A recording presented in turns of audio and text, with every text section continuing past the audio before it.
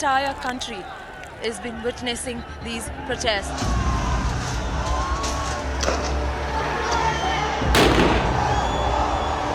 The situation here is out of control. The police officials have deployed additional officials on ground.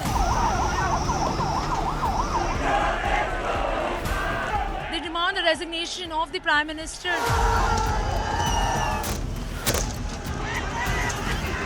They just wanted to kill. They literally shot the kid in the head. Stone pelting has just begun from both the sides. Police officials are guarding the premises of the parliament. But the situation is still not under control. Property has been damaged. This is just the beginning of all the solutions.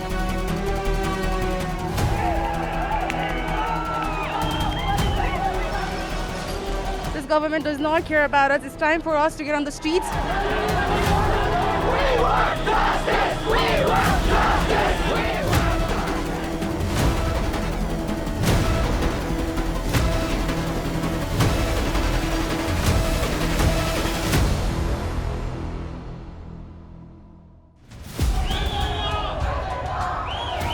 Thousands of young people took to the streets.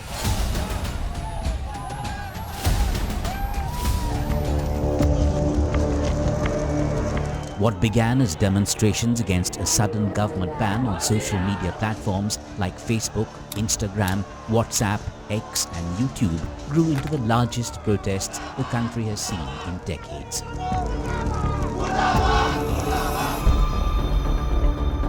This is Nepal. At least 22 people were killed and hundreds were injured.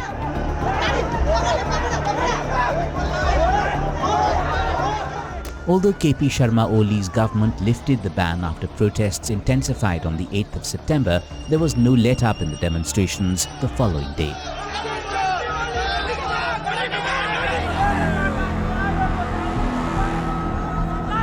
From protesters torching Nepal's parliament to setting ablaze the homes of Nepali ministers in the Bhaisapati area in Lalitpur, the entire country was rocked by this unprecedented unrest.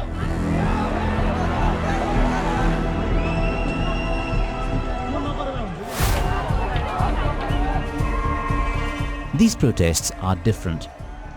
They are being led by Generation Z, young people demanding accountability and change. The anger is against the political leadership. The anger is against the political establishment. The anger is against corruption.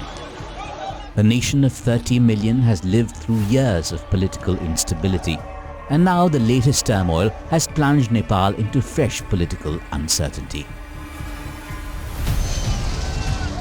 So why is Gen Z protesting? What is the Nepal Graft? And what's next for the Himalayan nation? Let's find out.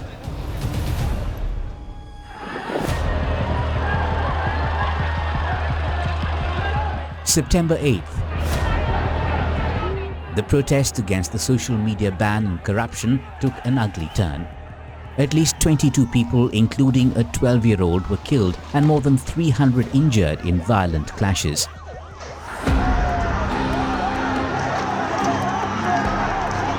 The army was deployed in Kathmandu after angry protesters broke curfew restrictions and entered restricted zones near the parliament.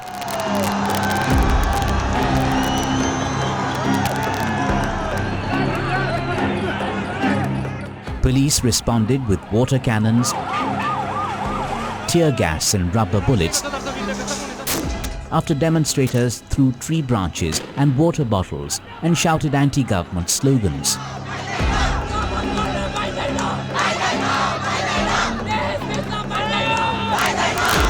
We're here today for the anti-corruption ban and the ban of social media. There are people dying in the streets. I've seen 10 different people, more than 15 actually, more than 15 people dying, being shot. There's not enough ambulances. The hospitals are running out of resources. The government does not care about us. They do not care if people die. They're killing little children, people in school uniforms with school ID cards. This government does not care about us. It's time for us to get on the streets. wear our masks, wear our helmets, and come down on the street and challenge the government because I feel like they're taking us for granted at this point. They just wanted to kill. They literally shot the kid in the head. That's like so devastating. Like I don't know, the police are supposed to be our protector, and they opened fire on students, on everyone. We just wanted to prove a point. We don't want corruption. We don't want this. We don't want them to lead our country. And they just killed people. Like, life doesn't matter to them. After the deadly protests on the 8th of September, the government lifted the social media ban late at night, but the anger remained. When the incident happened yesterday, I was in Tinkune, near the site of the tragedy. It left me deeply emotional. I can hardly put that situation into words, though I believe we all felt the same. When I saw children dying, it felt as if I had lost members of my own family. In the unrest, the homes and offices of senior leaders were attacked and vandalized. Pressure on the government mounted quickly.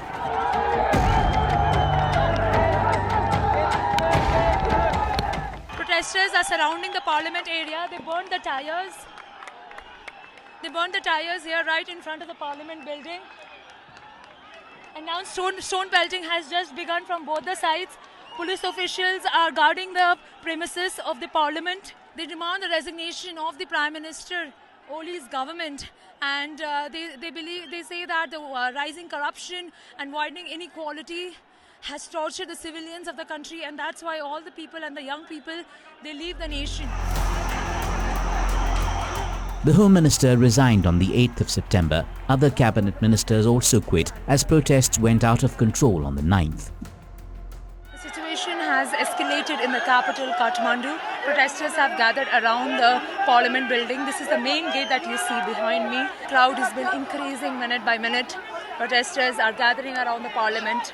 These young people want change in the Nepal's government system. They want the Nepal Prime Minister KP Sharma Oli's government to step down and want a directly elected Prime Minister.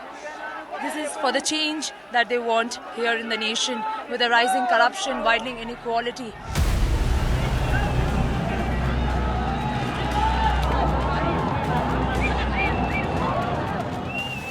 Anti-corruption protesters breached and torched Nepal's parliament building. Anger against the government showed no signs of abating, forcing Prime Minister KP Sharma Oli to quit.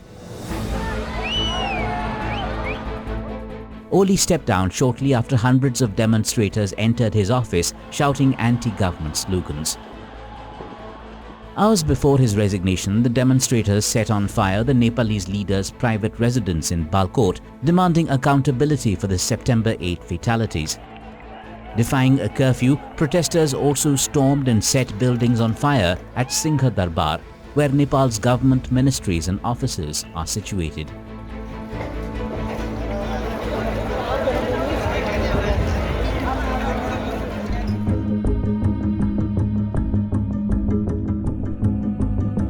The spark had come on the 4th of September. That morning, Nepal's government ordered a ban on 26 social media platforms, including Facebook, Instagram, WhatsApp, YouTube, X, and more. These platforms regularly highlighted details of alleged political corruption. But what was the official reason behind the ban? According to the Oli government, these platforms failed to register with the Ministry of Communication and Information Technology. A step they say was needed to tackle fake news, hate speech, and online fraud. A notice said these social media giants were given a week to register with the government starting the 28th of August. The government's directions followed a Supreme Court order last year. The social media giants were asked to establish a point of contact, appoint grievance officers, and remove flagged content. Until they complied, the Ministry of Communications told the Telecom Authority to switch them off. Interestingly, TikTok, the Chinese-owned app, completed the mandatory registration process within the stipulated period and continued to work. But other social media platforms were blocked. For Nepal's young generation, this wasn't just a technical order, it felt like their voice had been silenced. For them, social media is more than entertainment. It is how they connect, share ideas, and organize. It's affecting our daily lives. We use Instagram to message our friends, so that part is also a bit affected. From small businesses to big ones in Nepal that operate with social media, I feel like it will be difficult for all of them too. I really feel bad about the government's decision because we run our business through Facebook, and if it is closed, our business will be affected. Facebook also allows us to communicate with our brothers living abroad, so it should not be banned. Until now, Gen Z had only expressed themselves on social media. They had not taken to the streets. Now that social media has been shut down, those who relied on online businesses are in serious trouble. We have realized that we need to raise our voices. We need to take to the streets. The Gen Z generation must speak out against the disorder that this government and its leaders have caused. According to a report, the number of Facebook users in Nepal is around 13.5 million and Instagram is around 3.6 million. Many rely on social media for their businesses. But is social media the only reason for these protests?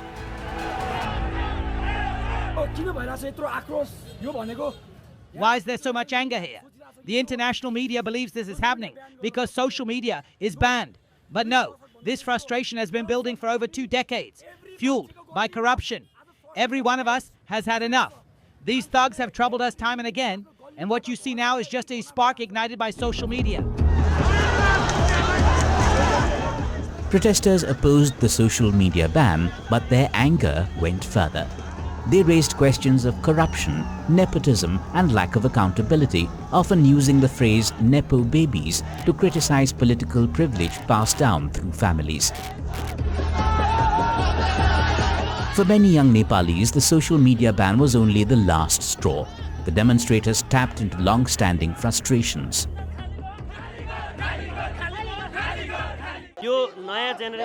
This is the protest by the new generation in Nepal. New slavery system has been introduced in the nation. Nepali youth's age is being sold. High post officials are involved in abuse of powers. The human rights is being violated by the 3 major political parties, Communist Party of Nepal, the Radical Nationalist Party, and Nepali Congress, which have been secretly supporting the slavery and Maoist center federal government, also has remained silent over the issue.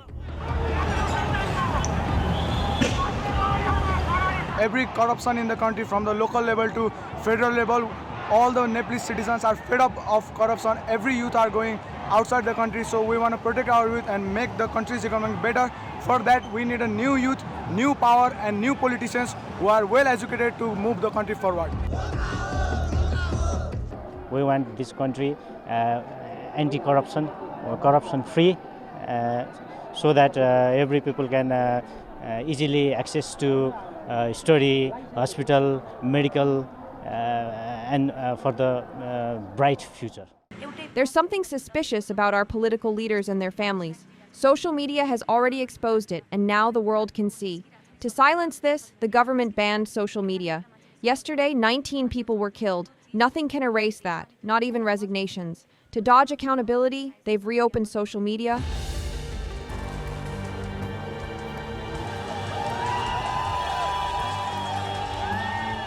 Ask young Nepalis why they are protesting, and one word comes up again and again: corruption.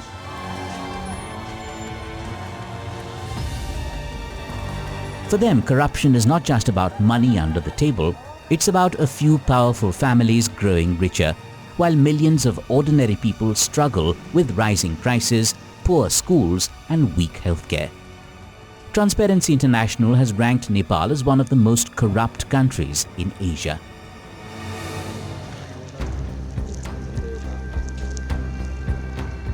The Nepal Graft refers to corruption scandals and widespread allegations of corruption in Nepal.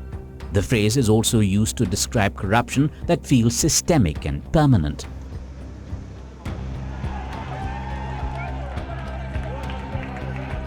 Organizers of the protest, which spread to other countries, have called them demonstrations by Gen Z, driven by young people's frustration with a perceived lack of action to tackle corruption and boost economic opportunities.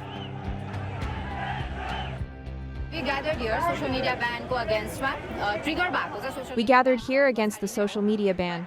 It was triggered by the ban, but the reason behind the movement today is not just that. We are here against institutionalized corruption, and we are also here to question where our tax money goes, as simple as that. And our right to free speech has been snatched away. As simple as that. And we हाम्रो बोल्न पाउने अधिकार नै खोसिएको छ. Let's take a look at some of the latest corruption scandals and controversies that have gripped the nation. A parliamentary investigation found that at least $71 million was siphoned off during construction of the Pokhara International Airport.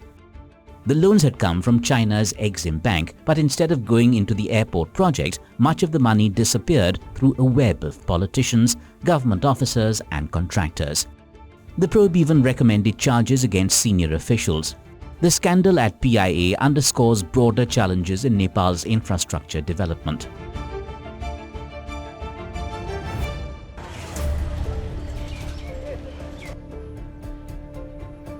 Young Nepalis desperate for jobs abroad were asked to pay money. In return, they were given false documents identifying them as Bhutanese refugees. This refugee status was supposed to be reserved for an ethnic Nepali community forced out of Bhutan years ago. Investigations named politicians from all major parties. But once again, only opposition members faced charges.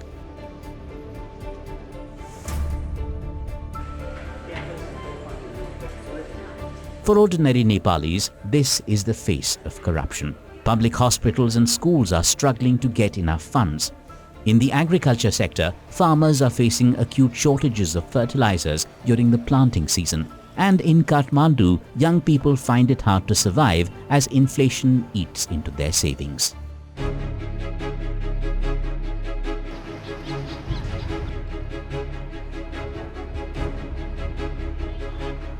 In a country where the biggest crisis is jobs and getting one is a huge task, most of the Gen Z population of Nepal relies on social media and content creation for income. Gen Z or Generation Z refers to people born between 1997 and 2012. They succeed the millennials and are known as digital natives because they've grown up with the internet and smartphones. Gen Z is succeeded by Generation Alpha or those born in or after 2010. For most members of Gen Z, social media is deeply embedded in their lives. This is also significant considering the protests in Nepal were triggered by a social media ban before it snowballed into an anti-corruption movement. According to the Nepal Living Standards Survey published by the National Statistics Office, the unemployment rate in 2024 was 12.6%. This is more than a point higher than it was 5 years earlier. These figures don't show the entire picture. They represent only participants in the formal economy, leaving out the majority of Nepalis who work without officially reported jobs, mostly in farming. Unemployment is heavily concentrated among younger adults who hope for real jobs.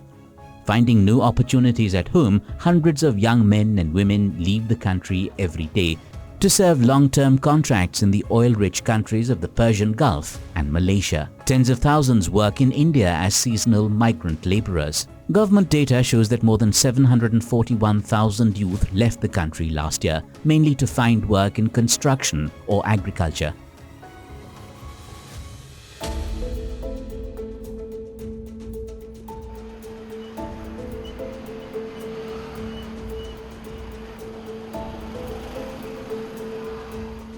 Democracy in Nepal was hard-won, but for many young people, it has not delivered on its promises.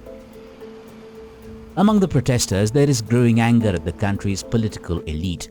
Images of sons and daughters of powerful leaders living in luxury, flaunting expensive cars and designer clothes have gone viral online. For Nepal's Gen Z, this feels like proof of how unfair the system has become. One name that comes up often is the family of former Prime Minister Sher Bahadur Deoba. His son and daughter-in-law have become a symbol of privilege, sparking resentment among young protesters who struggle with daily expenses and limited job opportunities.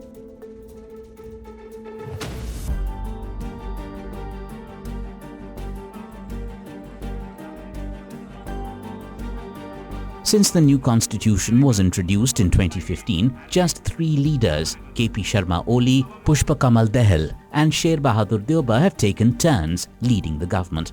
Each Prime Minister's time in office has been short, often just a year or 2. For many young Nepalis, this endless cycle of leaders swapping positions feels like an electoral Game of Thrones, a system that benefits politicians and their families while leaving ordinary people behind. KP Sharma Oli became the Prime Minister of Nepal for the 3rd time after he was elected in July 2024. Just over a year later, he's been ousted. The 73-year-old leader's exit has once again pushed Nepal, which has had 14 governments in the last 17 years since the abolition of the monarchy, into political instability.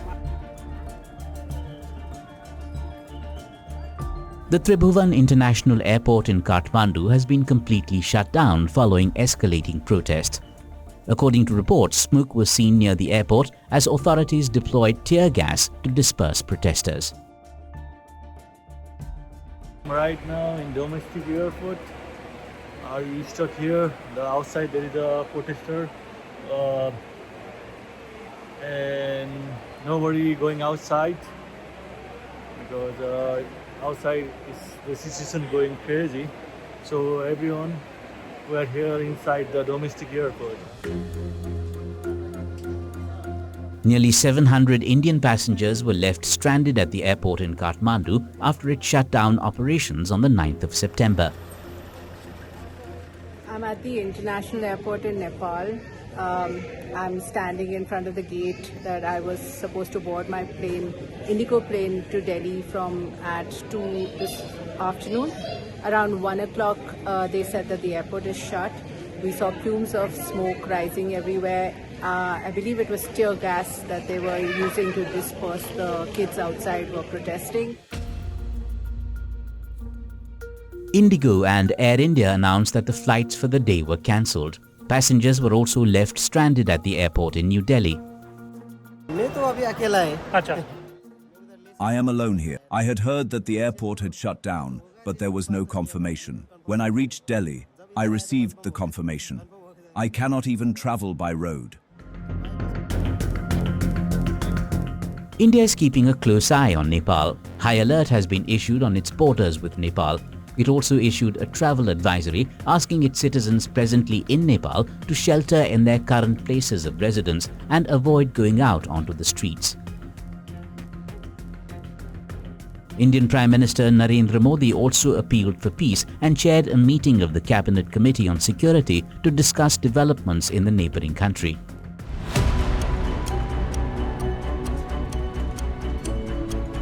By the end of September 9th, in an address to the nation, Nepal Army Chief General Ashok Raj Sigdel called for talks with the protesters. The next day, on the 10th of September, normalcy returned to Kathmandu. The Nepal government has taken charge of security, with military personnel deployed across the capital. Soldiers used loudspeakers and urged citizens to maintain peace and order and refrain from vandalism. Meanwhile, Gen Z groups distanced themselves from the destruction, saying it was hijacked by opportunists.